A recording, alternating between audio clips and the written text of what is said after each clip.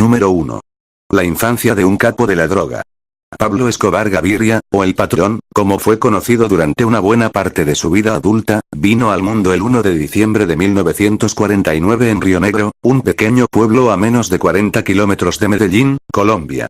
El tercero de 7 hermanos, 3 chicas y 4 chicos, nació un jueves a las 12 de la mañana y recibió su nombre de uno de los apóstoles de Jesús, lo que denotaba la religiosidad de su familia. Como señaló posteriormente su madre Emilda en una entrevista, el futuro narcotraficante siempre fue su predilecto, lo que hizo que le mimara hasta la extenuación. Sin embargo, vivir bajo esa sobreprotección no le impidió desarrollar su ingenio y convertirse, a una corta edad, en un niño inteligente. Pablo heredó la inteligencia de y la honradez de su padre, destacaba Emilda en unas declaraciones recogidas por el periodista y político colombiano Fabio Alonso Salazar para su libro Pablo Escobar. Tal era su precocidad que, en cuanto tuvo los años suficientes para conocer la importancia del dinero, se devanó los sesos para poder conseguirlo rápidamente. Desde pequeño alquilaba bicicletas y revistas de cómics, aquellas del llanero solitario, del zorro y del santo que leían los jóvenes de los años 60, añadía su madre. Durante su adolescencia, Pablo se asoció con su primo hermano Gustavo Gaviria para trabajar en una fábrica de lápidas. Durante meses, ambos viajaron de pueblo en pueblo tratando de vender su producto entre los familiares que habían perdido a un ser querido. Sin embargo, no tardaron en descubrir una forma ilegal de incrementar las ventas del negocio. Encontraron una variante. Robaban lápidas de mármol del cementerio de San Pedro, donde las familias ricas de Medellín tenían lujosos panteones, para venderlas a recicladores, añade el periodista sudamericano en su biografía sobre Escobar. Curiosamente, estos datos han sido negados de forma posterior por varios historiadores a pesar de que fueron confirmados por su propia madre. Número 2. El inicio en el narcotráfico. En 1972, cuando apenas contaba 22 años, Pablo ya se había dado a conocer en Medellín por sus pequeños coqueteos con el crimen. Ese año ya había creado una banda de maleantes famosa por desvalijar coches y vender mercancía de contrabando. Niñerías para lo que le esperaba ya que, con el inicio de la exportación masiva de cocaína a Estados Unidos desde Colombia, este joven empezó a hacer las veces de intermediario entre los productores de la droga del país y aquellos que la transportaban hasta Norteamérica, donde causaba furor. El uso indiscriminado que hacía de la violencia, según sus seguidores, si las cosas no se hacían como él quería, asesinaba al culpable y seguía disfrutando de la cena, pronto le hizo subir escalones en el mundo de la droga. Fue en ese momento cuando empezó a llevar dinero a su casa, algo que su madre no ha condenado. Él fue ambicioso, como todos lo somos, quería plata para tener bien a su familia, especialmente para tener bien a sus papás, a sus hermanos y pues también para mantener a la mujer muy bien tenida, pero nunca le quitó un centavo a nadie, destacaba Emilda después de la muerte de su hijo. En los años posteriores, Pablo y su primo hermano empezaron a aprender el oficio al asombrar del contrabandista Alfredo Gómez López, apodado El Padrino, quien les permitió conseguir dinero rápido a cambio de entregar su vida a la droga, algo casi literal, pues se convirtieron en guardaespaldas de los grandes convoys de estupefacientes que llegaban a la ciudad. En esta época fue cuando Escobar empezó a destacar entre el resto de pequeños traficantes gracias a que lograba mantenerse sereno en las situaciones de mayor tensión y, al contrario que muchos otros, se negaba a probar el polvo blanco. De hecho, los que le conocieron han afirmado en varias ocasiones que despreciaba a aquellos que eran adictos, pues los consideraba débiles de corazón. Por ello, Pablo se convirtió rápidamente en un estupendo mosca, aquella persona que iba al frente de la caravana de vehículos cargados con drogas sobornando a las autoridades para que sus compañeros no corrieran peligro. Los patrones veían a Pablo como un hombre serio, que no bebía, ni siquiera fumaba, y le encomendaron el trabajo de mosca, en el que llegó a guiar caravanas de hasta 40 camiones de contrabando y en el que ganó muchos pesos, añade Salazar en su obra. En esta época, como bien señala el mismo autor, el contrabandista adquirió una costumbre que siguió durante toda su vida: acostarse muy tarde y levantarse también tarde. El cerebro funciona mejor por la noche, solía decir. Número 3. La droga y la política. Con el paso de los años, los ingresos de Escobar fueron aumentando hasta tal punto que, en 1974, asumió la tarea de llevar él mismo los cargamentos de cocaína hasta Estados Unidos. En 1976 dio un paso más y construyó sus propios laboratorios de procesamiento de cocaína. Ese mismo año formó el Cartel de Medellín, una organización delictiva dirigida por él y que contaba con una infraestructura tal que abarcaba los 3 escalones del mundo de la droga: la producción, el transporte y la venta. Durante esos años el dinero entró a espuertas en los bolsillos de Escobar, que logró controlar el 80% del tráfico de este estupefaciente que llegaba a Estados Unidos. A los 29 años ya era totalmente rico, un objetivo que se había propuesto en su juventud al afirmar que, si a los 25 no tenía $1.000.000, se suicidaría. «Te salvaste del suicidio, bacán», solía decirle a modo de broma a uno de sus fieles, el cual mantiene el anonimato en el libro de Salazar. Hasta los topes de cash, y tras haber demostrado la efectividad que tenía la ley de plata o plomo con las autoridades y los funcionarios, o coges el dinero y te dejas sobornar, o te cosían a balazos, Escobar se planteó su siguiente objetivo: conseguir llegar a la política para otorgar un velo de legalidad a sus sucios negocios.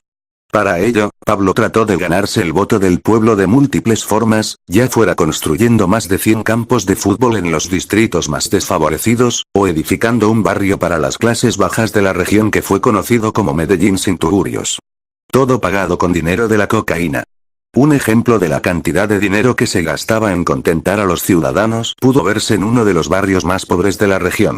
En sus obras sociales, Pablo no se olvidó tampoco de La Paz, el barrio de su infancia. El estreno de la cancha que construyó e iluminó allí fue esplendoroso. Campeonato de fútbol, concursos, transmisión por las cadenas de radio e ilustres visitas. Mientras, una banda interpretaba ritmos caribeños. En el centro del campo aterrizó un helicóptero del que descendió, para asombro de los espectadores, Virginia Vallejo, la diva de la televisión colombiana, completa el periodista en su texto. Estas medidas, aunque populares entre las clases bajas de Colombia, le granjearon el odio de los políticos, quienes le acusaron de populismo. No opinó lo mismo su hermano, apodado El Osito, en una entrevista concedida hace poco al canal Historia. A Pablo le dolía mucho ver sufrir a la gente. Creía que todos aquellos pobres debían vivir dignamente y tener sus propias casas e iglesias. Quería que vivieran bien. Fuera como fuese, lo cierto es que, con 32 años, logró convertirse en congresista sustituto por el Partido Alternativa Liberal. El zar del narcotráfico se sentía querido por el pueblo. Número 4. Un rey amante de las menores. La llegada masiva de dinero, se cree que el narcotraficante contaba con una fortuna de 20.000 a 25.000 millones de dólares, hizo que Escobar diera rienda suelta a una vida de excesos. Uno de sus primeros actos de derroche fue adquirir unos terrenos de 7.400 acres en un pueblo cerca de Medellín. Tras invertir en ellos 62 millones de dólares, unos 50 millones de euros, la hacienda Nápoles, como la hizo llamar, terminó pareciéndose a la finca de un emperador. Contaba con una casa central con todas las comodidades: bar, piscina, salón de juegos, comedor para 70 personas, unas cavas en las que guardaba toneladas de comida para un batallón, una pista de aterrizaje, hangar, 70 motos, carros anfibios, camionetas, esquís, aerobotes, estación de gasolina, centro médico y caballerizas. Tenía una casa adicional a unos 5 minutos de la casa del mayordomo, comunicada con un carreteable. A la inauguración invitó a una multitud. Pablo llegó en su primer helicóptero, destaca Salazar en su obra. Sin embargo, el plato fuerte de la hacienda Nápoles era un zoológico de animales exóticos que Pablo ordenó crear en la zona. El narcotraficante mandó importar unos 1.000 animales, entre los que destacaban, entre otros, rinocerontes, camellos, elefantes, alces, hipopótamos o toros. En principio, el colombiano también llevó a varios monos, aunque finalmente los liberó en medio del bosque debido a su mal olor. El recinto era visitado todos los fines de semana por cualquiera que lo desease sin recargo ninguno, pues Escobar consideraba que el lugar pertenecía al pueblo y que sus habitantes no podían pagar por algo que era suyo. En la hacienda Nápoles tampoco faltaban las fiestas desenfrenadas llenas de chicas menores de edad, aquellas preferidas por Escobar a la hora de mantener relaciones sexuales. Así pues, y aunque el narcotraficante se había casado a los 25 años con una adolescente de tan solo 15, no reprimía sus deseos y organizaba auténticas orgías dentro de los muros de la vivienda. En ocasiones, y tal y como explica el escritor e investigador Simos Strong en un reportaje sobre el narcotraficante para el canal Historia, los secuaces del cartel de Medellín con su jefe a la cabeza invitaban a varias niñas a pasar la noche con ellos al salir de la escuela. A la mañana siguiente, si alguna amenazaba con avisar a la policía, era asesinada sin ninguna ceremonia. Número 5. cientos de fechorías, asesinatos y extorsiones. Pero la par que se hacía un nombre en el mundo del narcotráfico, también aumentaba su crueldad. Con su llegada al poder, Colombia se vio inmersa en una ola de narcoterrorismo contra jueces, fiscales, policías, militares y políticos. Todo aquel que se oponía a su reinado de la cocaína era asesinado después de que algún parrillero, como se llama en Sudamérica a aquellas personas que van de acompañante en una moto, le acribillara con un subfusil. La tarifa era 2 millones de pesos, unos $900 de hoy, por policía, 3 millones, $1.000, por sargento, 10 millones, $5.000, por teniente, 100 millones, $50.000, explicaba en una entrevista Juan Jairo Velázquez Vázquez, alias Popeye, uno de sus principales sicarios. Según se cree, solo hacía falta una palabra del capo para que sus sicarios actuaran. Hágale.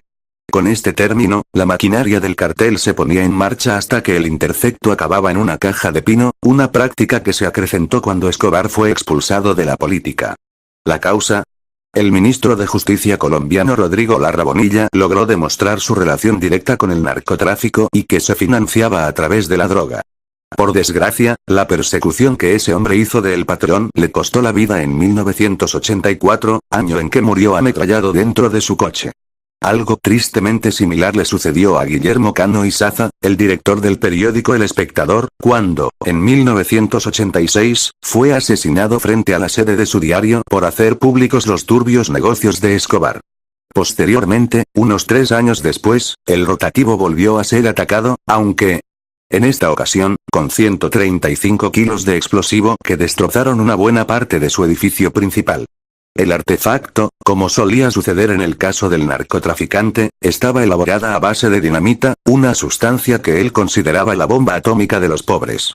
A partir de ese momento los ataques, ya de por sí asiduos, se convirtieron en habituales a lo largo y ancho de Colombia. Uno de ellos es, a día de hoy, recordado por su crueldad. Concretamente, se sucedió en 1989 cuando Escobar ordenó hacer explotar medio kilo de dinamita cerca del edificio del Departamento Administrativo de Seguridad, ODAS, un grupo que hacía labores de policía antiterrorista y que perseguía al cartel de Medellín. Un total de 70 personas perdieron la vida y los heridos se contaron en más de 500.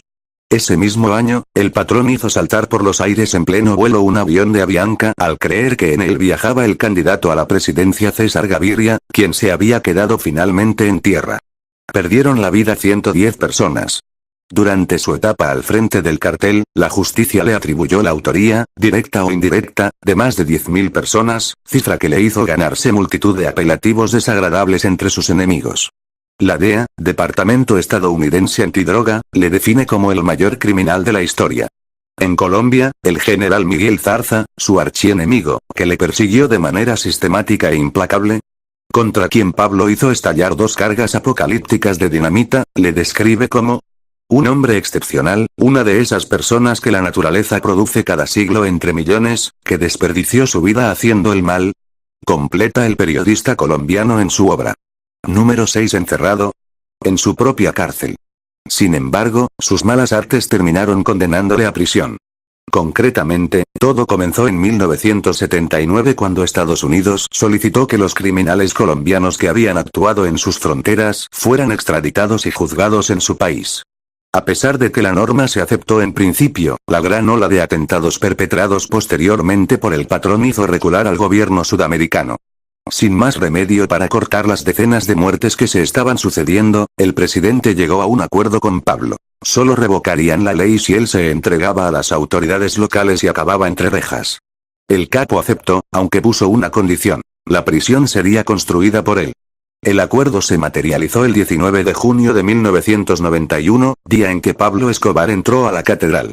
No obstante, aquel edificio era todo menos una prisión, pues contaba con habitaciones de lujo, gimnasio, una cancha de fútbol, varios salones de juego y hasta una catarata natural.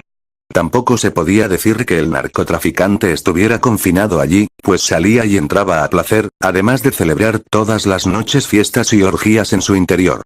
Tales eran las actividades que se llevaban a cabo en aquel lugar, que cuando los descubrió la prensa, al gobierno no le quedó más remedio que hacer público que iba a trasladar a El Patrón a una celda de verdad. Escobar no estaba dispuesto a tolerar aquello, por lo que se fugó el 21 de julio de 1992. Número 6. Los últimos momentos tras escapar, el cartel de Medellín no dio tregua a las autoridades y comenzó una nueva campaña de asesinatos de manos de más de un centenar de sicarios.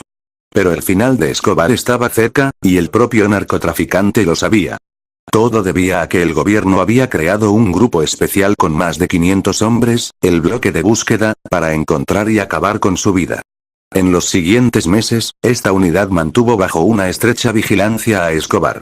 Finalmente, el 1 de diciembre de 1993, un día después del cumpleaños de Pablo, las autoridades prepararon un gran operativo para poder capturarle en cuanto fuera localizado. Sabían que se encontraba en Medellín y únicamente necesitaban una llamada para rastrear su posición. Solo cabía esperar. La deseada conexión telefónica llegó el 3 de diciembre, cuando Escobar contactó con su hijo. Al instante, las autoridades descubrieron que se escondía en un chalet adosado de una urbanización de clase media de Medellín y fueron en su busca. Junto a él se encontraba además Álvaro de Jesús Agudelo, alias El Limón, uno de sus más conocidos guardaespaldas. El asalto a la propiedad, según escribió posteriormente Aguilar, uno de los coroneles del cuerpo de élite de policía de Colombia encargado de la captura, se sucedió de la siguiente forma. Pablo conversaba por el teléfono con su hijo Juan Pablo y confundió los estruendos en la puerta con los ruidos de una construcción vecina. 3 hombres de la policía entraron preparados para disparar, pero se encontraron con la primera planta vacía. Cuando el narcotraficante se percató de lo que sucedía, todo cambió. Pablo se despidió de la persona con quien hablaba por teléfono, buscó la ventana por donde ha salido El Limón y le siguió por el techo. Volvió su mirada y vio a un policía en la ventana, le disparó con una pistola automática Sig Sauer. El oficial se tiró al piso. Los policías que cubrían la parte trasera de la casa les dispararon con fusiles R-15. El Limón cayó sobre la acera y Pablo sobre el caballete del tejado. El oficial al mando gritó: ¡Viva Colombia! Le agarró de la camiseta azul, esbozó una leve sonrisa y posó con su presa ante la cámara, señaló Aguilar.